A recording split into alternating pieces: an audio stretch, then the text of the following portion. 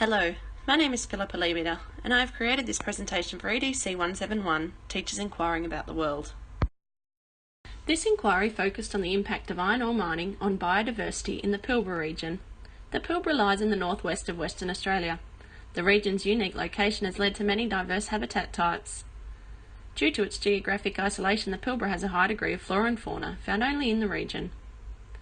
Iron ore mining in the Pilbara region began in the 1960s. Following this discovery, mining infrastructure, railways, ports and towns were constructed to accommodate this booming industry. This project was chosen for several reasons.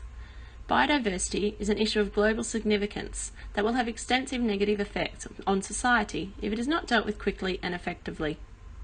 The resources sector, and particularly iron ore mining, plays a vital role in the local area, and in line with curriculum requirements, I felt that this inquiry would develop the knowledge, skills, values and worldviews necessary to contribute to more sustainable patterns of living. I found this inquiry interesting due to the impact it has on the local community, and feel that there's a great deal of recognition in the media to the social, cultural and economic impacts of mining, but the environmental impacts are often overlooked due to the substantial positive economic impacts. Living in the Pilbara region, this project had a great deal of personal significance. I love the natural beauty of this region and I want to see it conserved for future generations. The investigation followed the inquiry process and began with the questions, what do I know and what do I need to know next? Using the Google search engine, an initial search of iron ore mining in the Pilbara and flora and fauna in the Pilbara provided sufficient background knowledge to continue with the research questions. Keyword searches including Pilbara, mining, environmental threats and biodiversity identified a range of relevant articles and key authors and researchers.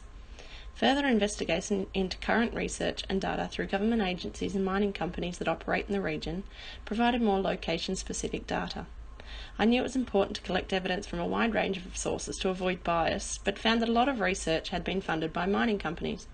I was aware of the potential bias with publications funded by these mining companies and ensured that articles by authors with varied perspective were included in the inquiry. The Commonwealth Scientific and Industrial Research Organisation suggests that multiple mining developments and associated infrastructure can have negative impacts on biodiversity. Current studies have identified a range of issues such as water degradation and loss of habitat. Groundwater abstraction caused by progressively deeper mining in the Pilbara has the potential to harm flora and fauna as toxins from the earth are exposed to water and oxygen on the surface. Along with this, changes to the water course from Pilbara mining operations is leading to significant changes to natural drainage lines affecting the region's flora. Although there was no statistical data to suggest that there has been any negative impacts at this point, the current impacts identified suggest that there will be longer-term effects. With its vast iron ore mineral resources, the Pilbara includes a network of railways, mines, exploration leases, port facilities, roads, mining townships and accommodation camps. Some mining and infrastructure even encroaches on national parks.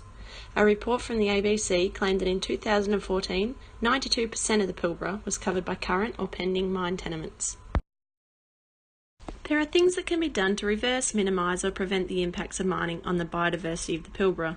Utilising strategic assessments along with considerable mine planning may avoid impacts to significant biodiversity hotspots. Mine site rehabilitation is designed to reverse the impact of mining. Effective rehabilitation requires the return of flora and fauna as well as the ecological process required for its ongoing survival. When the impact cannot be avoided during the life of a mine, biodiversity can be supported through conservation activities elsewhere in the region. Aboriginal people have used and managed land in the Pilbara for thousands of years. They believe that the land, rivers, flora and fauna are intricately connected and that the environmental impact cannot be separated from the cultural impact due to their connection in the Indigenous culture. We can learn about sustainable land use by considering our use of natural resources and activities to regenerate the land.